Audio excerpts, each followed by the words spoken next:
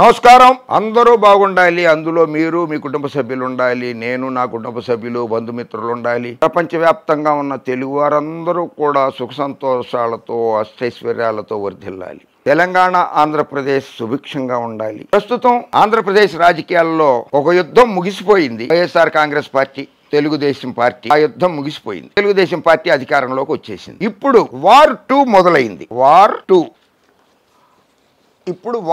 మొదలైంది. అది సినిమా పేరండి బాబోయ్. కళామ తల్లి ముద్దు బిడ్డలు ఆంధ్రప్రదేశ్ రాజకీయాలలో ఉన్నారు. పవన్ కళ్యాణ్ గారు ఉప ముఖ్యమంత్రిగా ఉన్నారు. ఆయన చాలా సినిమాల్లో చేశారు. దాదాపు 28 సినిమాల్లో చేశారు. ఆయన విశ్వవిఖ్యాత నట సార్వభౌమ నటరత్న డాక్టర్ పద్మశ్రీ నందమూరి తారక రామారావు గారి సుపుత్రుడు, నటుడు, నిర్మాత, పంపిణీదారుడు అయినటువంటి నందమూరి హరికృష్ణ గారి సుపుత్రుడు జూనియర్ ఎన్టీఆర్. ఆయన మొట్టమొదటి పేరు వచ్చి తారక్. జూనియర్ ఎన్టీఆర్ అనేది లేదు ఆ రోజుల్లో. తారక్ ఆయన పేరు. చాలా సినిమాల్లో యాక్ట్ చేశాడు. గంభీరమైన వాక్చాతుర్యం ఉన్నది, నటనా కౌశల్యం ఉన్నది. రాష్ట్ర వ్యాప్తంగానే కాకుండా దేశవ్యాప్తంగా, ప్రపంచవ్యాప్తంగా కోట్లాది మంది అభిమానుల్ని కూడగట్టుకున్న జూనియర్ ఎన్టీఆర్ తల్లి శాలిని. పాపం కొంతమంది రాజకీయ నాయకులు ఇక్కడ పార్టీలు అవసరం లేదు, అది రాష్ట్ర ప్రజలకి, దేశ ప్రజలకి, తెలుగు ప్రజలకి అందరికీ తెలిసిపోయింది. శాలిని గారిని అనరాని మాటలు అంటున్నారు. ఒక మహిళని చూడకుండా కూడా కించపరుస్తున్నారు. అసలు శాలిని గారి చరిత్ర వీళ్ళకి చాలా మందికి తెలిసి ఉండకపోవచ్చు. ఆ శాలిని గారిని ఆవిడ్ని పట్టుకొని షా చేసేసి శాలిని అని పెట్టేసి, హరికృష్ణ ఒక ముస్లిం అమ్మాయిని పెళ్లి చేసుకున్నాడు, ఎన్టీ రామారావు గారు కొడుకు ఒక ముస్లిం అమ్మాయిని పెళ్లి చేసేసుకున్నాడని ప్రచారం చేశారు. తప్పు. ఆమె 100కి 100 పాళ్ళు బ్రాహ్మణ కుటుంబంలో పుట్టింది. భాస్కర్ రావు గారి దంపతులకి కర్ణాటక రాష్ట్రంలో పుట్టింది. పుట్టిన తేదీ 1967 సెప్టెంబర్ 5వ తేదీ నాడు పుట్టింది ఆవిడ. చిన్నప్పటి నుంచే చాలా చురుగ్గా ఉండేది, యాక్టివ్గా. క్లాసులో ఫస్ట్ వచ్చేది చదువులో. సంగీతం మీద మమకారం ఎక్కువ ఆవిడికి. అందుకని శాలిని గారి తల్లిదండ్రులు సంగీతం నేర్పారు ఆవిడికి. ఆవిడికి 4 బ్రదర్స్ ఉన్నారు, అన్నదమ్ములు 4 ఉన్నారు ఆవిడికి. ఆవిడ ఎంతో కష్టపడి స్వశక్తి మీద పైకి వచ్చింది ఆవిడ. ఆ తర్వాత అనివార్య కారణాల వల్ల కర్ణాటక రాష్ట్రంలో ఇమడలేక తెలుగు ప్రజల మీద మమకారంతో, మక్కువతో హైదరాబాద్ వచ్చింది ఆవిడ. ఆవిడ విద్యార్థులకు సంగీతం నేర్పుతూ ఉండేది ఆవిడ. అలా ఆ సంగీతమే ఆవిడ్ని, శాలినిని ఎన్నోసార్లు అవమానాలకు గురి చేసింది. ఆ సంగీతమే శాలిని జీవితాన్ని మార్చేసింది కూడా, ఆవిడ భవిష్యత్తును మార్చేసింది కూడా ఆ సంగీతమే. హరికృష్ణ గారికి ఏమో 1973 ఫిబ్రవరి 2న లక్ష్మి గారితో వివాహం జరిగింది. 1974లో జానకిరామ్ జన్మించాడు. 1978లో కళ్యాణ్ రామ్ జన్మించాడు. 1981లో సుభాషిణి గారు జన్మించారు. ఆయనకి 3 పిల్లలు ఉన్నారు హరికృష్ణ గారి పిల్లలకి సంగీతం నేర్పడం కోసం విశ్వవిఖ్యాత నట సార్వభౌమ నటరత్న డాక్టర్ పద్మశ్రీ నందమూరి తారక రామారావు గారికి పరిచయం ఉన్నటువంటి ఒక సంగీత విద్వాంసుడు, ఆయన ఏజ్ పెద్దదైపోవడంతో ఈ శాలిని గారి పేరు రికమెండ్ చేశారు.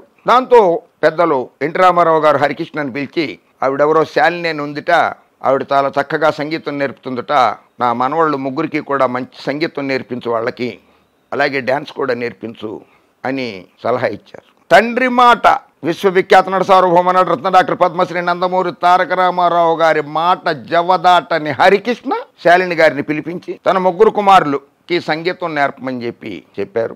అలా రోజు 2 గంటల సేపు సంగీతం నేర్పేది. 1989లో ఎన్టీ రామారావు గారు ముఖ్యమంత్రిగా ఉండేవారు. అంతకుముందు దానవీర సూరకర్ణ అద్భుతమైన సినిమా తీశారు ఎన్టీ రామారావు గారు. అటువంటి సినిమా చరిత్రలో మరోసారి రాబోదేమో, వస్తుందని ఊహించడానికి కూడా కష్టమే అటువంటి సినిమా. ఆ సినిమా తర్వాత కొంత గ్యాప్ ఇచ్చారు ఎన్టీ రామారావు గారు.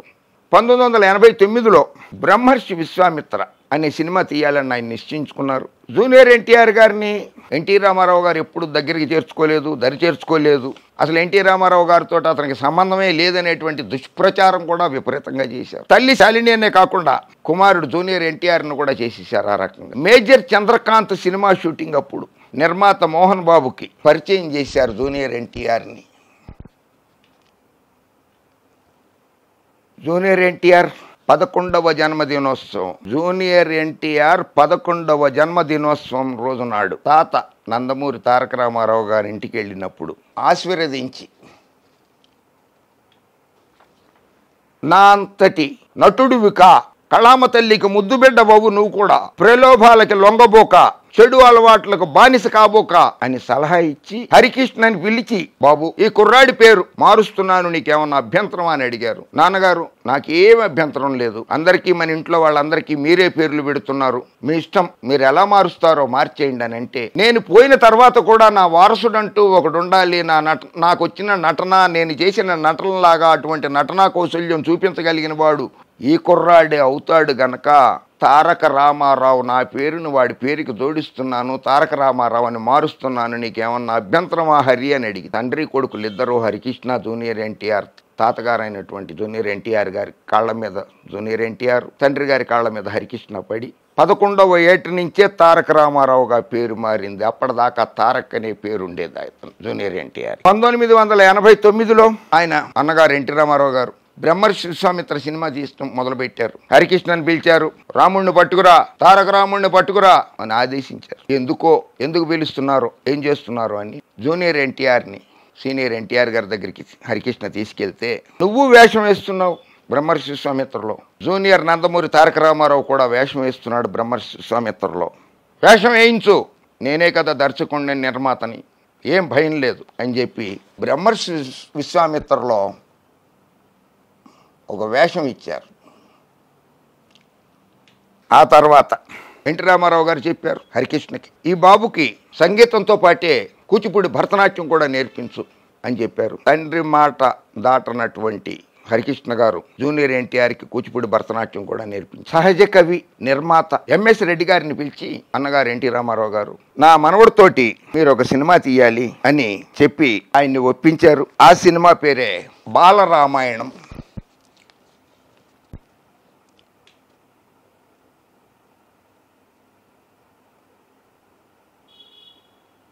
ఎన్టీఆర్ గారు దగ్గరుండి జూనియర్ ఎన్టీఆర్కి బాలరాముడు వేషం వేయించారు.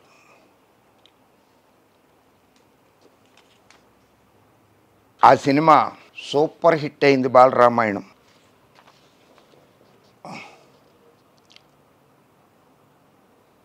అదే సమయంలో ఎన్టీ రామారావు గారు ముఖ్యమంత్రిగా బిజీగా ఉండడం, సినిమా షూటింగుల్లో బిజీగా ఉండడంతో ఈ శాలిని గారిని హరికృష్ణ గారు ఆవిడింటి దాకా దించడము, ఆవిడని పికప్ చేసుకురావడము, పిల్లలకి సంగీతం నేర్పడానికి, భరతనాట్యం నేర్పడానికి వాటికి కారులో తీసుకెళ్లడము, కారులో తీసుకురావడం జరిగింది. అలా చనువు పెరిగింది ఇద్దరికి. చనువు పెరిగిన తర్వాత హరికృష్ణ గారు మెహదీపట్నంలో ఒక ఇల్లు తీసుకున్నారు. అప్పుడప్పుడు కలుసుకునేవాళ్ళు. ఇది హరికృష్ణ గారి మొదటి భార్యకి కూడా తెలిసిపోయింది. తెలిసిన తర్వాత ఈ పంచాయతీ పెద్ద ఆయన దగ్గరికి వెళ్ళింది, ఎన్టీ రామారావు గారి దగ్గరికి. బాబు, మనం రాజకీయాల్లో ఉన్నాము, అప్రతిష్ట పాలు అయిపోతాం మనం, కనుక ఏదన్నా ఉంటే గుట్టు చప్పుడు కాకుండా ఎవరికీ తెలియకుండా ఉంచుకో, అభాసుపాలు మాత్రం కావద్దు, మన నందమూరి వంశాన్ని అభాసుపాలు చెయ్యొద్దు అని చెప్పడంతో హరికృష్ణను ఒప్పించారు. హరికృష్ణ గారు కూడా ఒప్పుకున్నారు. ఆ తర్వాత ఒకటి జరిగి శాలిని గారికి జూనియర్ ఎన్టీఆర్ గారు పుట్టడం జరిగింది. 1983 మే 23 నాడు జూనియర్ ఎన్టీఆర్ గారు జన్మించారు. సరే, కొంతమంది అంటారు ఉమామహేశ్వరి పెళ్ళప్పుడు, నందమూరి తారక రామారావు గారి కుమార్తె ఉమామహేశ్వరి పెళ్లికి హరికృష్ణ శాలిని జూనియర్ ఎన్టీఆర్ని కూడా తోడు పెట్టుకుని వచ్చారు అని కోప్పడ్డారు అనేది. అది ఎవరికీ తెలియదు అసలు. ఇది కూడా మరి ఎన్టీఆర్ గారి మీద ద్వేషం పెంచుకునో, ఆయన మన హరికృష్ణ మీద ద్వేషం పెంచుకునో ఎన్టీఆర్ గారు గెంటేశారు శాలిని, హరికృష్ణని, జూనియర్ ఎన్టీఆర్ని అని తప్పుడు ప్రచారం చేశారు. దుష్ప్రచారం, అబద్ధం, అసత్యం ప్రచారం చేశారు. హరికృష్ణ గారు, శాలిని గారు కంకణం కట్టుకున్నారు. తండ్రికి మాట ఇచ్చాను, ఆ మాట నిలబెట్టుకోవాలి అని జూనియర్ ఎన్టీఆర్కి సద్బుద్ధులు నేర్పి అతన్ని తాతకి తగ్గ మనవడుగా తీర్చిదిద్దాలనే కంకణం కట్టేసుకుని అన్ని విద్యాబుద్ధులతో సహా అన్ని సద్బుద్ధులు నేర్పారు. కూచిపూడి భరతనాట్యం నేర్పారు. బాలరామాయణం ఎన్టీ రామారావు గారు చూడకముందే ఎన్టీ రామారావు గారు 1996 జనవరి 18వ తారీఖు నాడు స్వర్గస్థులయ్యారు, శివైక్యం చెందారు. 1996లో ఏప్రిల్ ఎన్టీ రామారావు గారు చూడకుండానే ఆ సినిమా రిలీజ్ అయింది, చాలా సక్సెస్ అయింది. ఆ తర్వాత చాలా కాలం తర్వాత జూనియర్ ఎన్టీఆర్ పెద్ద అయినాక స్టూడెంట్ నెంబర్ 1 సినిమాతోటి మొదలెట్టారు సెకండ్ ఇన్నింగ్స్. ఆ సెకండ్ ఇన్నింగ్స్ దిగ్విజయంగా కొనసాగుతోంది. జూనియర్ ఎన్టీఆర్కి ఎదురే లేదు, తిరిగే లేదన్నంత ఏం స్టార్ అంటారే, అదేదో మొన్న RRR సినిమాలో అతనికి ఒక పేరు వచ్చేసింది. ఆ సినిమాలో ఏదో స్టార్ అంటారు కదా, వరల్డ్ వైడ్గా వచ్చిన పేరు వచ్చేసింది. పాన్ ఇండియా స్టార్ అది కూడా వచ్చేసింది ఆయనకి. 2009 అసెంబ్లీ ఎన్నికలప్పుడు వైఎస్ రాజశేఖర రెడ్డి గారి పాదయాత్ర చేసి మొదటిసారి 2004లో ముఖ్యమంత్రి అయ్యారు. 2009లో ఆంధ్రప్రదేశ్ శాసనసభకి ఎన్నికలు వచ్చాయి. వైఎస్ రాజశేఖర రెడ్డి గారు అనేక సంక్షేమ పథకాలు ప్రవేశపెట్టడంతో కాంగ్రెస్ పార్టీకి బలమైన పునాది నాటేశారు ఆంధ్రప్రదేశ్లో. అప్పుడు జూనియర్ ఎన్టీఆర్, ఇది నా తాత, తెలుగుదేశం పార్టీ నా తాతగారు విశ్వవిఖ్యాత నట సార్వభౌమ నటరత్న డాక్టర్ పద్మశ్రీ నందమూరి తారక రామారావు గారు పెట్టారు. ఆ పార్టీకి నేను ఎన్నికల ప్రచారం చేయాలి, ఆ పార్టీని అధికారంలోకి తీసుకురావాలి అని చెప్పి తండ్రి గారి అనుమతితోటి చంద్రబాబు నాయుడు గారిని కలిసి ఆ పార్టీకి ఎన్నికల ప్రచారానికి శంఖారావం పూరించారు.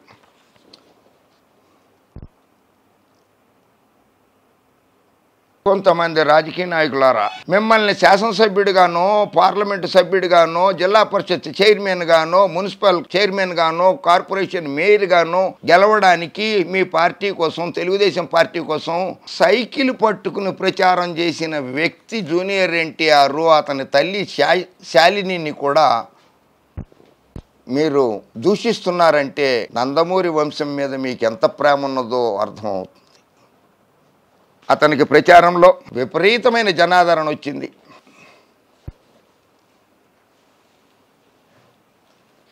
ప్రచారం ముగించి ప్రచారంలోకి వెళ్ళిన తర్వాత జూనియర్ ఎన్టీఆర్ గారి కారు యాక్సిడెంట్ అయింది.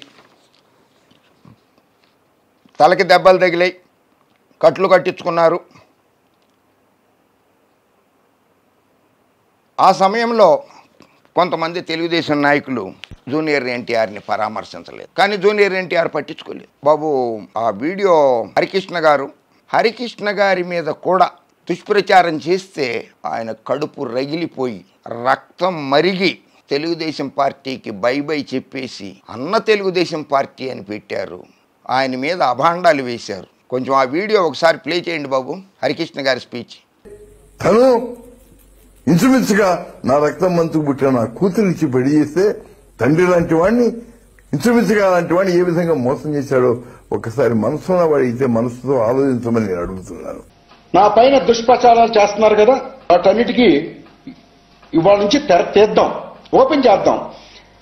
ఏమనంటే వైఎస్ఆర్సీపీ వాళ్ళతో మాట్లాడారు, లేకపోతే జగన్తో మాట్లాడారు, లేకపోతే ఇంకొకరితో మాట్లాడారు, ఇంకొకరు ఎల్ఐతో మాట్లాడారు. ఇదంతా ఎందుకయ్యా? నేనేం మాట్లాడినా ఏం చేసినా నేను డైరెక్ట్ గానే మాట్లాడతా, డైరెక్ట్ చేస్తా. ప్రజలతో ఉండేవాడిని నేను చీకటి రాజకీయాలు నేను జరిపేవాడిని కాదు. కొత్త రాజకీయానికి నాంది బలుదాం. ఇదే ఎర్రబలి గాని, ఇదే మా తెలుగుదేశం పార్టీ ఇప్పుడున్న ఎంపీలు కానివ్వండి, ఎవరైనా కానివ్వండి, గతంలో వాళ్ళు కానీ ఎవరైనా సరే ఏ టు జడ్ నా సిమ్ కార్డు నేను ఇవాళ ఇచ్చేస్తాను. ఇవాళ మీరు ఏ నెంబర్ కావాలంటే ఆ నెంబర్ తీసుకోండి. నా పైన దుష్ప్రచారాలు చేస్తున్నారు కదా, వాటన్నిటికీ ఇవాళ నుంచి తెర తీద్దాం.